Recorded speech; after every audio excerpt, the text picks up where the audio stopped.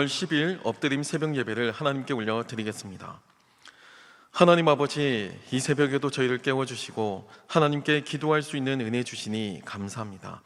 하나님을 향한 간구와 신앙 고백이 하나님 아버지의 사랑을 체험할 수 있는 은혜의 시간이 될 수 있도록 이 새벽 함께하여 주시옵소서. 예수님의 이름으로 기도합니다. 아멘. 찬송가 176장 하나님께 찬양 올려드리겠습니다.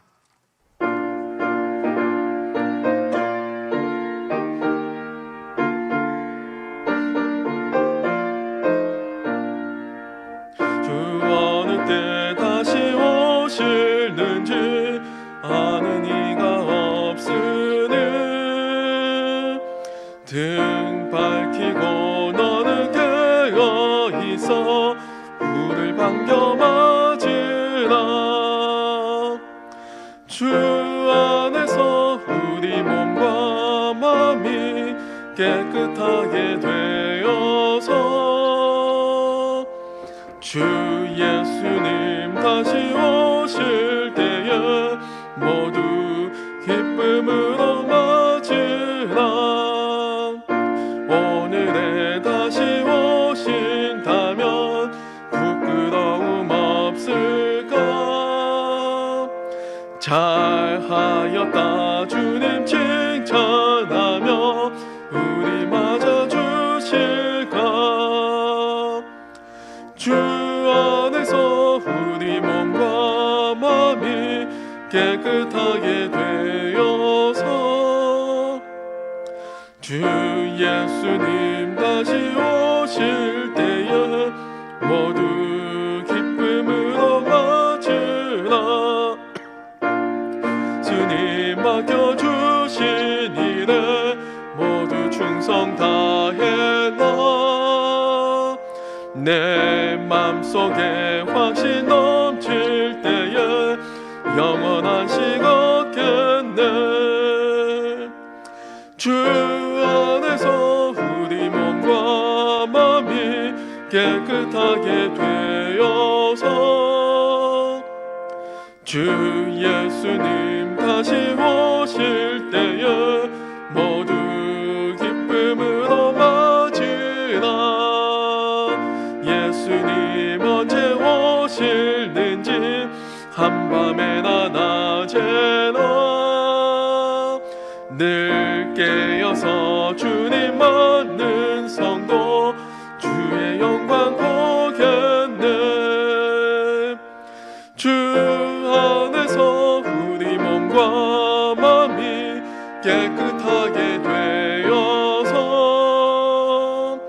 주 예수님 다시 오실 때에 모두 기쁨으로 맞으라. 오늘 우리에게 주시는 하나님 말씀은 마가복음 13장 28절로 37절 말씀입니다. 신약성경 79쪽, 생명의 삶은 66쪽에서 67쪽입니다. 이제 하나님의 말씀을 봉독합니다. 무화과 나무의 비유를 배우라. 그 가지가 연하여 지고 잎사귀를 내면 여름이 가까운 줄 아나니 이와 같이 너희가 이런 일이 일어나는 것을 보거든 인자가 가까이 곧 문 앞에 이른 줄을 알라. 내가 진실로 너희에게 말하노니 이 세대가 지나가기 전에 이 일이 다 일어나리라. 천지는 없어지겠으나 내 말은 없어지지 아니하리라. 그러나 그날과 그때는 아무도 모르나니 하늘에 있는 천사들도 아들도 모르고 아버지만 아시느니라. 주의하라, 깨어 있으라. 그때가 언제인지 알지 못함이라.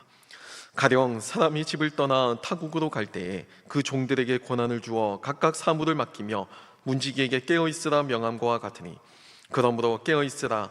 집주인이 언제 울는지 혹 저물 때 일는지 밤중일는지 다굴 때 일는지 새벽 일는지 너희가 알지 못함이라. 그가 호련히 와서 너희가 자는 것을 보지 않도록 하라. 깨어 있으라. 내가 너희에게 하는 이 말은 모든 사람에게 하는 말이니라 하시니라. 이 말씀은 살아계신 하나님의 말씀입니다. 아멘. 1994년 10월 21일 대한민국 수도 서울에서 충격적인 사고가 발생합니다.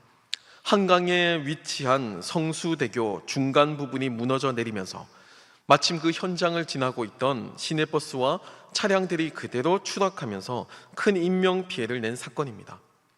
총 32명의 사망자를 낳은 참사였고요.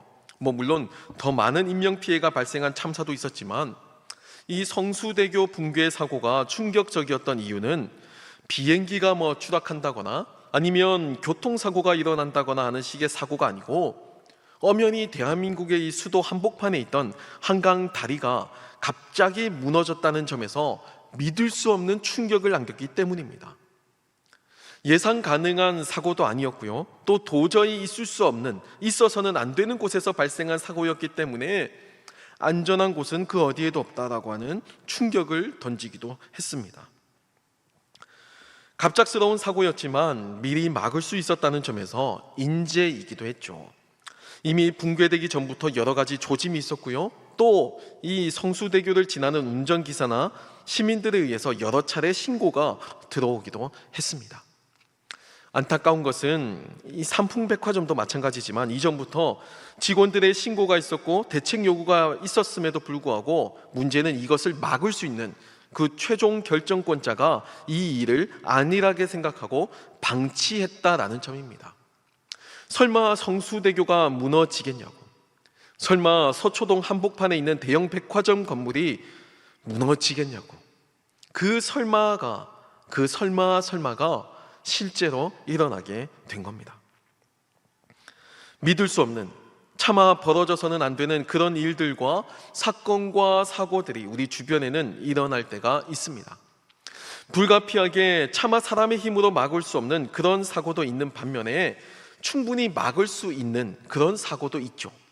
앞서 성수대교나 삼풍백화점, 그리고 이야기하기 조심스럽지만 우리 안산 지역에서 일어났던 그 세월호와 같은 사건도 법원에서는 모두 인재로 규정했습니다. 안전수칙을 지켰다면, 그 전에 있었던 그 징조를 무심하게 넘기지만 않았다면 모두가 막을 수 있었던 사건이라는 겁니다. 오늘 본문 말씀은 계속해서 마가복음의 묵시록이라고 불리는 이 환난의 때를 묘사하고 있습니다. 앞서 내용이 재난의 상황에 대한 묘사가 이제 임박한 종말론으로 나타났다면 오늘 본문은 그 환난의 징조와 그에 대처하는 우리들의 자세에 조금 더 초점을 두고 설명하고 있습니다. 대환난의 때, 세상의 마지막에도 갑작스럽게 닥치는 것이 아니고 어떤 사전 징후가 있다는 겁니다. 징조가 있다는 거예요. 그리고 그 징조를 예수님은 무화과 나무를 보고 배우라고 전하십니다. 본문 28절과 29절을 제가 읽겠습니다. 무화과 나무의 비유를 배우라. 그 가지가 연하여 지고 잎사귀를 내면 여름이 가까운 줄 아나니 이와 같이 너희가 이런 일이 일어나는 것을 보거든 인자가 가까이 곧 문 앞에 이른 줄 알라라고 말씀하십니다. 히브리어로 여름이라고 하는 단어가 카이치고요, 종말은 캐치라고 부릅니다. 그러니까 단어가 굉장히 비슷하죠. 주님께서는 사람들에게 알기 쉬운 비유로 말씀해 주시기 때문에 발음이 비슷한 단어인 이 카이츠, 이 여름이라는 단어를 가지고 종말, 이 캐츠, 종말의 때를 설명하시는 건데요. 그 징조로 소개되는 식물이 무화과 나무입니다. 자연은 자연 법칙에 따라서 움직이죠. 봄, 여름, 가을, 겨울이 있고요. 순차적으로 지나갑니다. 그에 따라서 식물도 성장하고 또 때를 따라 이제 열매를 맺게 됩니다.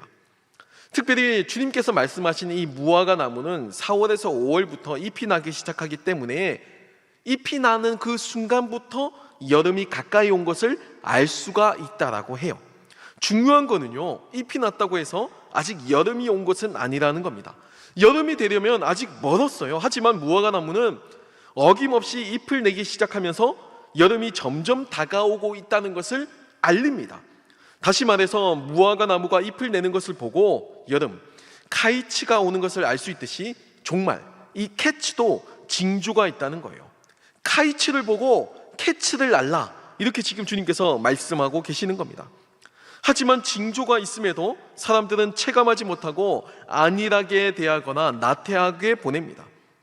무화과 나무에 잎이 났지만 여전히 기온은 아직 덥지 않거든요. 아직 반팔옷을 입고 다니지는 않거든요. 그러니까 잎이 났을 뿐입니다. 지혜로운 사람은요, 미래를 미리 준비하면서 잎이 난 것을 보고 그 징조로 알고 여름을 미리 준비하지만, 많은 사람들은요, 아직 덥지 않다는 이유로, 아직까지 반팔옷을 입고 있지 않다는 이유로 이 잎이 난 무화과 나무의 모습을 보고도 무시하고 외면합니다.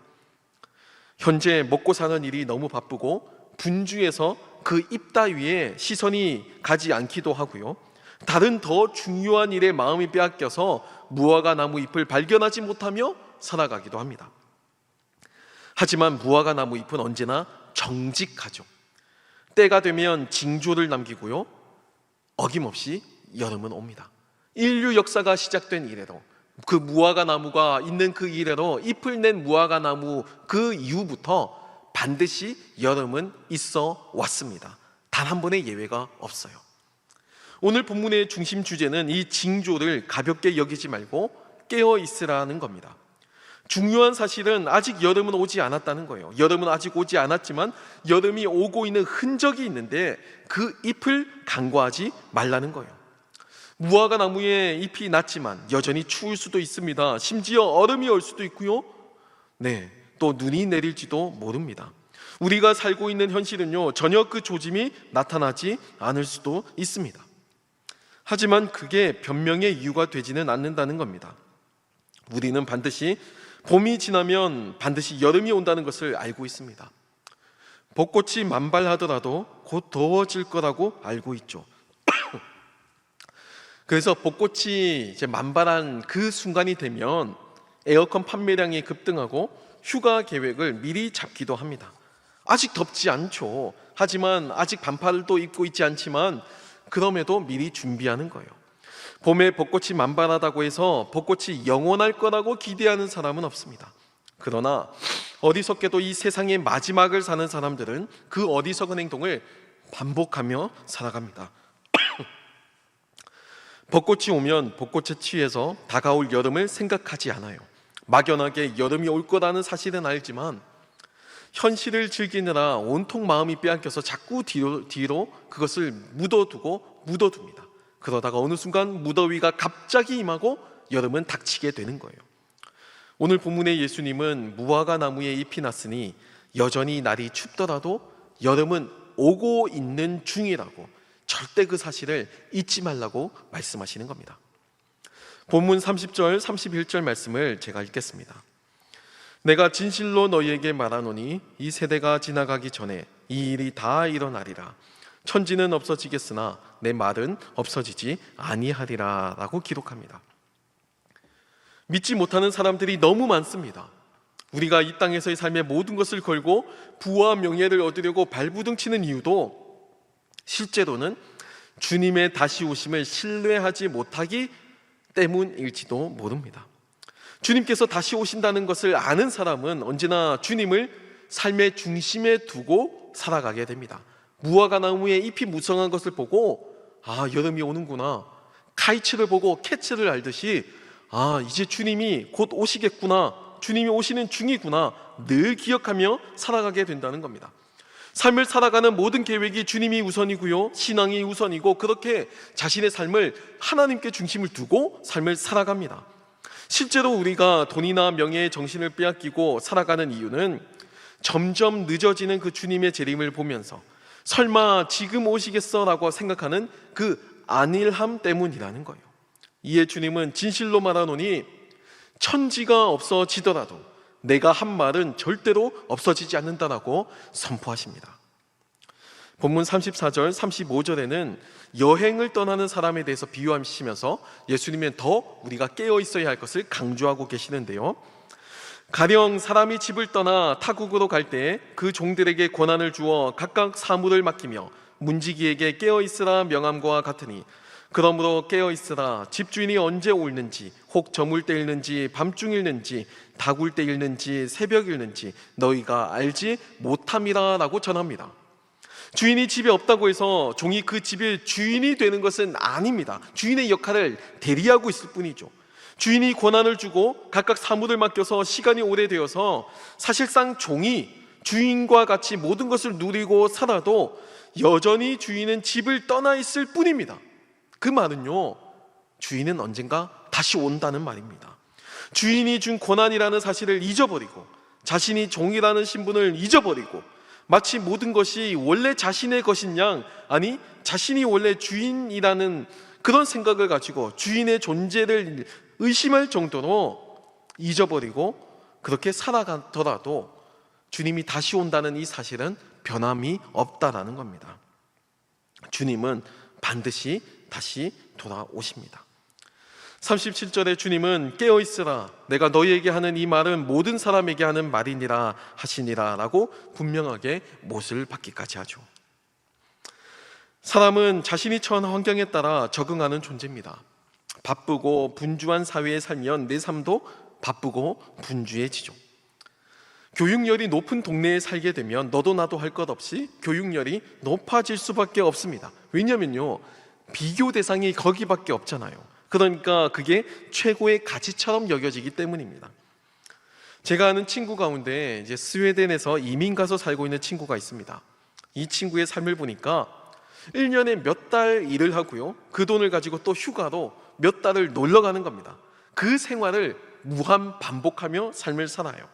심지어 저축도 하지 않습니다. 사회보장제도가 잘 되어 있고 집도 사는 동안에 장기 렌트로 살 수 있기 때문에 굳이 집을 구매할 필요도 없고요, 저축할 필요도 없어요.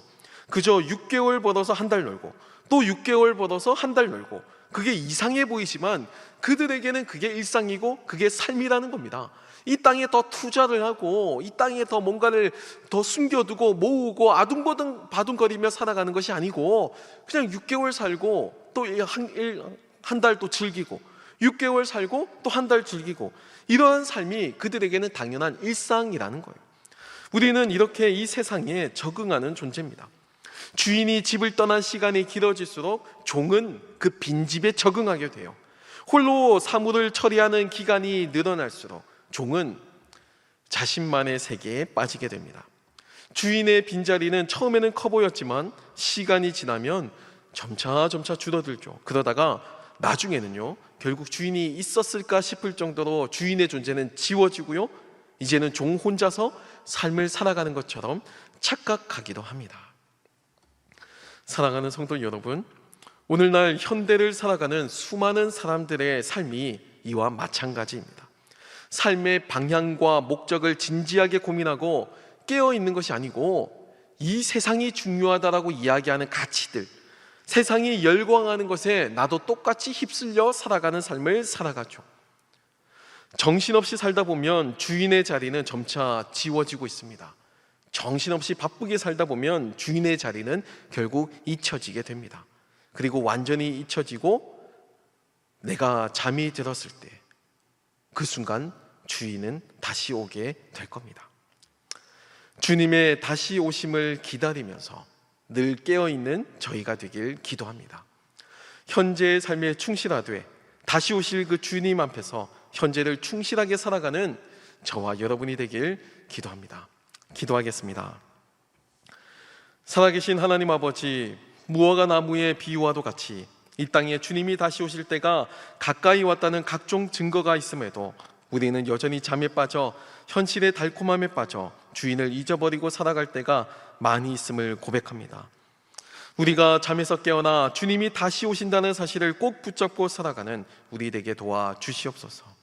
현실을 충실히 그리고 신실하게 살되 후회 없이 섬기며 살아가는 삶 살게 도와 주시옵소서. 교회를 위해서 기도합니다. 복음 사역 잘 감당하게 하여 주시고, 또한 아동부 성경학교가 준비되는 과정 가운데 우리 아이들이 하나님에 대한 경험을 풍성히 할 수 있도록 주님 도와 주시옵소서. 존경하는 원로 목사님과도 함께하여 주셔서 맡기신 소명 감당하시기 부족함이 없도록 건강 지켜주시고, 사랑하는 담임 목사님 눈에는 눈물의 기도의 흔적이, 손과 발에는 섬김의 흔적이, 삶에는 예수의 흔적이 가득하게 하셔서 하나님께 영광이 되게 하옵소서.